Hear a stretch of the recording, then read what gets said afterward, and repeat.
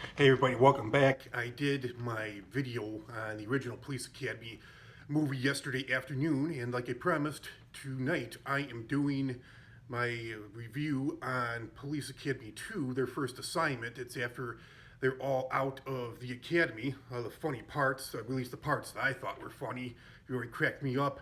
So, first part that comes to mind, Tackleberry, he's a big gun freak. So the Eric Lassard's brother, Peter, I believe his name is, he's like the captain at this police department they're all starting at. And he says something like, "Oh yeah, my brother tells me that you're some of the finest cadets he ever had at his academy." And he says, "Do any of you have any special skills I should know about?" And Tackleberry says, "I just learned to perform an emergency tracheotomy with a steak knife, sir." And he's kind of looking like, oh, you're all kind of looking like, holy shit, this guy's a psycho. But at the same time, he's kind of like, that's impressive. And Lieutenant or yeah, I think he's a watch commander.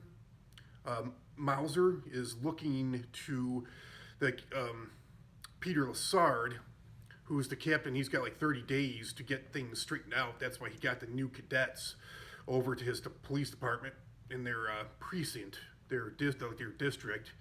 They have a lot of the high crime rate. They're trying to get down, trying to eliminate, keep to a minimum. So Chief Hurst tells Peter Lassard he's got 30 days to get his act together or he's out. So he already tells Mauser, if Lassard should fail, the job is yours. It's funny, he tells him, he's like, oh, the chief's got 30 days. Says, if he should blow it, the job is yours. And Mauser's like, he's totally kissing his ass beforehand. He's like, oh, I completely understand, sir. And he says, Mauser, you are the most incredible ass kisser I've ever seen. And he's like, thank you very much, sir. I do my best. And he looks like, oh, God, what a fucking idiot. This guy, I want him to replace Lassard. And he's talking to Proctor, who's like even a bigger dumbass. And, it's funny, Lieutenant Harris and Mauser are dumbasses, but Proctor just happens to be more of a dumbass, and they're always picking on him, calling him an idiot. And they say when you do that, when you call somebody an idiot or stupid or retard, you're basically projecting some positivity towards yourself. Because you basically know that you're stupid, but you found somebody that's more stupid than you, so it makes you feel better by noticing that, calling that person an idiot or stupid or dumbass, whatever. So he keeps telling Mauser, he keeps telling Proctor to fail. All right, to get Lassard to fail. He's like, that way I can get the captain's job, and then you could be the new watch commander. And he just doesn't get it. Works him through like 3 different scenarios, and he's like, I'm gonna need a new watch commander if I'm captain, and you know who that's gonna be. And Proctor's laughing, but he still doesn't know. And he's like, who? And Mauser's like, you dickhead, you. And then Proctor's like, oh yeah, well, great idea. And Mauser's like, you're not playing with a full deck, are you? And he still doesn't get it. He's like, oh, no, sir, you're right. I don't play cards. And Mauser's still looking at him like, oh, my God, how could somebody possibly be that stupid? And there was a scene where Tackleberry is like 28, but apparently he still hasn't popped a cherry. He's still a virgin, and he gets a crush on one of the female police officers. Mahoney's like talking to him about it. And he's like, come on. He's like, you've had experience. Mahoney's talking to him, and he's like, oh, come on. He's like, you've dated women before. You've had sexual experience with women before. And Tackleberry's, well, to be precise, he just keeps going on and on about the positivities of him, and then he just stops Mahoney, and I think they're in this gay bar, which is called the Blue Oyster Bar. And he's like, Mahoney, for God's sakes, I'm a virgin. And all of a sudden there's like dead silence. Everybody stops talking. The music goes off, and everyone's looking at him like, oh, there's a fresh piece of meat for us. He looks around. He's got like his nightstick on him. He's like, you people go about your business, or I'll crack some heads. Oh. And there was a scene with Bobcat Goldthwait. Like I say, he's the leader of this gang that's like taking over the city. So they go into this grocery store. They just totally trash the place. Yeah, all right, come on, guys. Like, just shop. And they're just like, lugging stuff off the shelves into their shopping cart. They're just totally trashing the whole store. And on their way out, Bobcat Goldthwait is talking to this woman cashier. He's like, hey, ma'am. He's like, I see a lot of really, really nice bodies here. And he keeps on walking, and she took that as a compliment. And she's like, oh, excuse me, sir, you forgot your stamps. And then there was a scene. Oh, yeah, they just started. I think they went out drinking at a bar. and Mauser had told he wanted to sabotage them. So he told Proctor, he says, "Oh, get pictures of the new recruits drunk at the bar." So then the next day, they're in like the locker room, and Proctor shows these pictures to Mauser. He's like, "What's this?" He's like, "Oh, these are pictures I got for you, the drunk fruits of the bar." And he's like, "Who the hell said anything about drunk fruits at the bar?" I said, "I wanted pictures of drunk recruits at the bar." He's like, "Oh, well, sir." He's like, I majored in art. I could put a new head on this guy. He looked just like Mahoney." And he's like, "Oh, forget it." He's like, "Just get me Mahoney." He's like, "Well, should I say these?" He's like, "Just get me Mahoney." So then Proctor tells Mahoney that Mauser's looking to talk to him. So Mahoney is like right outside walking up to his office. Mauser doesn't know. Mauser's back is turned, and he's like, "Any day now, Mahoney, and your little ass is mine." And all of a sudden, Mahoney walks right in, and he's like, "Oh, you want to see me, sir?" And Mauser's like, "Mahoney, didn't your mother ever teach you how to knock?" He's like, "Oh, it depends." Like, "Sir, I hope this isn't going to be too personal." He's like, "I heard what you said about my little butt." He's like, "I don't know how to prove this to you, sir, but I'm straight." He's like, "Wow, you're a real comedian. You know that, Mahoney?" He's like, "Every year we get a new recruit that thinks he's a real comedian." So then he assigned him and his partner to do like subway duty. I guess like maybe they're in like this tunnel. They're sucking up all this gas. Like their faces are just covered in dirt.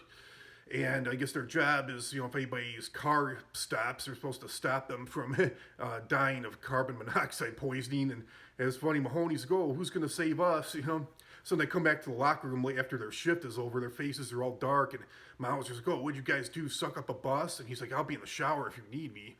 And Tackleberry, his police helmet, he was a motorcycle cop, and his helmet was cracked. So he's putting like this super glue on there. And Mahoney's talking to him about it. He's like, "Oh, how long does it take to harden?" He's like, "It turns into plastic." And "How long does it take to harden?" Tackleberry's like, "A few seconds." And he's like, "How long does it last?" And he's like, "Years." So Mauser's in the shower, his back is turned towards the curtain, and then Mahoney goes when Mauser's not looking. He like takes his shampoo out and switches it with a bottle of super glue. And Mauser's so happy, like singing in the shower, and he's like shampooing his hair, and he's like, "Someday I'm gonna be captain, and they'll call me Captain Mauser, Yowzy Yowzer." He's like, "Oh yeah, oh yeah." And he's like, "Oh, oh." It's just like American Wedding where Jim gets his hands super glued to his dick. You hear that noise like, and like Mauser doesn't even rinse himself off. He's got like soap, like shampoo in his eyes, and he walks out into the locker room, and because he's got soap in his eyes, he's not going to open them, or shampoo in his eyes, he's not going to open them, so he can't see what's going on. And they act like they're going to help him, and I think they threw him out in the hallway and locked the door. And then Lassard's out there. Peter Lassard. That Captain Lassard's out there showing some people around out as the board or whatever, and he's like, Mauser's like so embarrassed, he like totally butt naked. He's like, "Oh, well, what's the matter? You never seen a man shower his hair before, shampoo his hair before?" And he's like, "Well, Captain, I'll be in my office if you need me." And then he goes to see Proctor, and Proctor like once his hair dries, he cuts his hands away from his hair. He loses like almost all of his hair, and he doesn't like the way he looks. And his hands are like brown too. It looks like he's got hair in the bottom of his hands.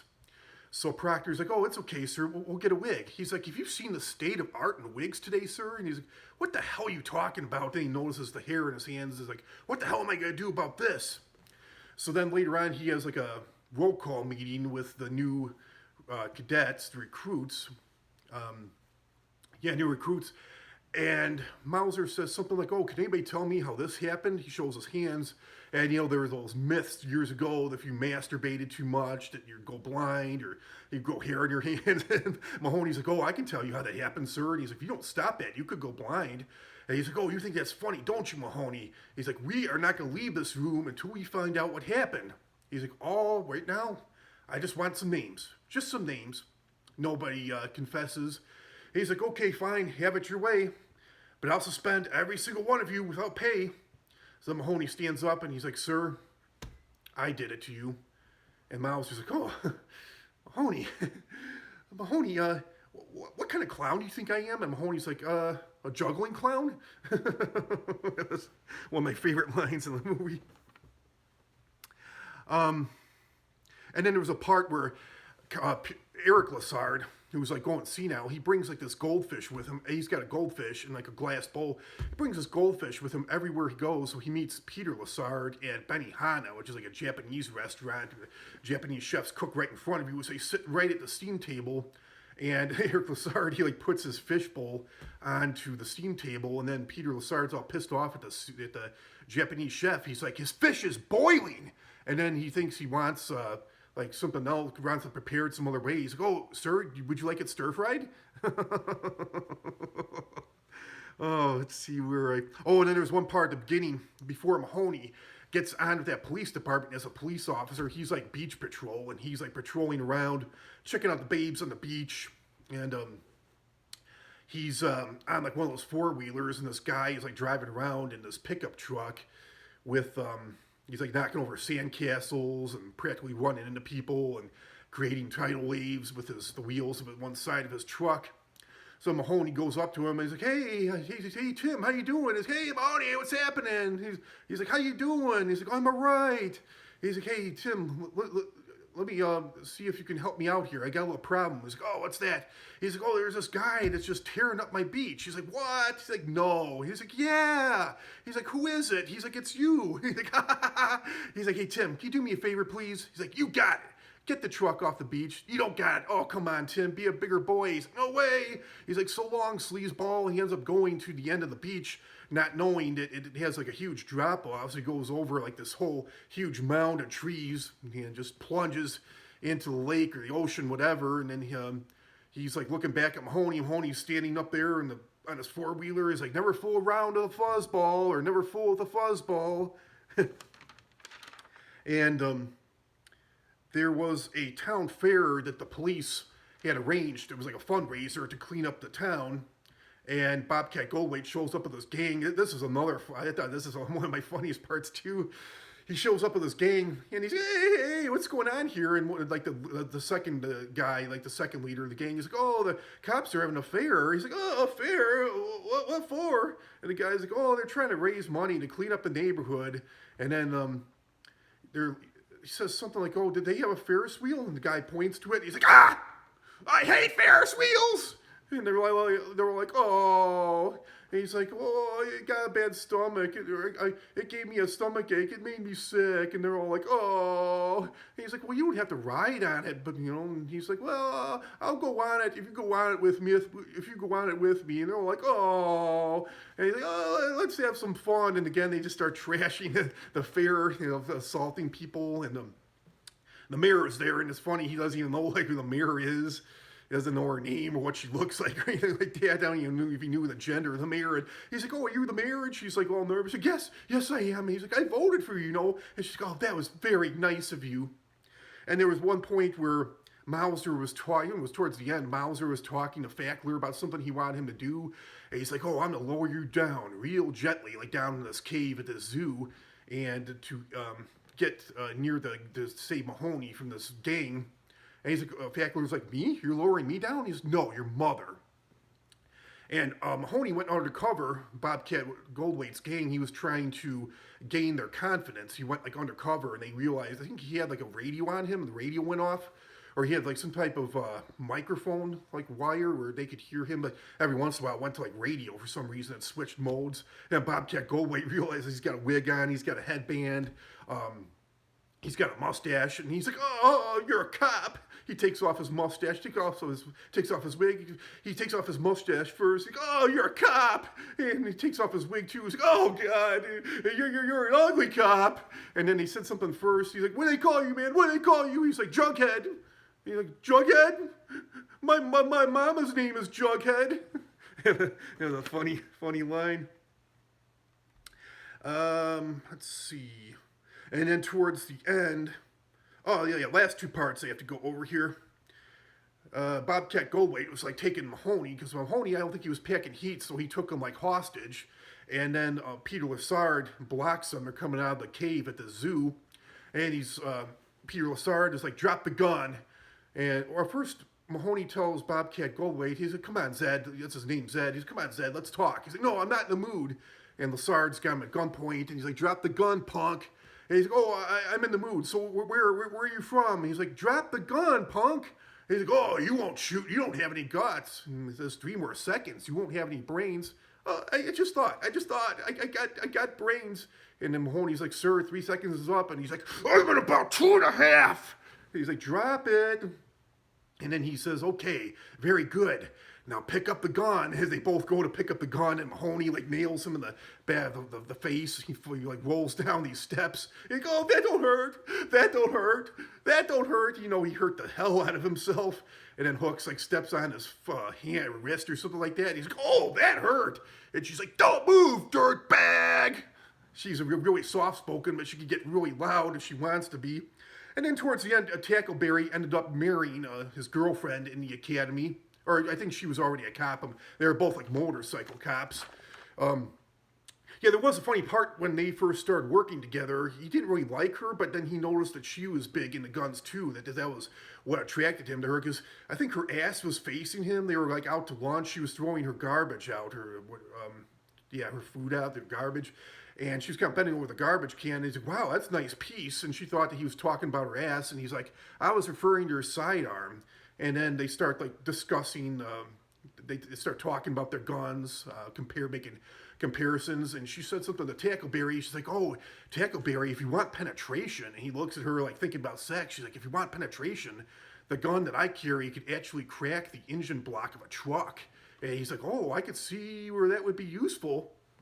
So at their wedding, Mahoney runs into Eric Lassard, and he says, Eric Lassard's like, oh, Mahoney, how are you? He's like, oh, I'm just great, sir. He's like, we missed you at the academy. He's like, oh, thank you so much, sir. And it just as a polite gesture, he goes to hug him to kind of be an ass kisser. He's like, no, not that much. So, yeah, those are my funny parts. Police Academy 2, their first assignment. That's all I have to say about that.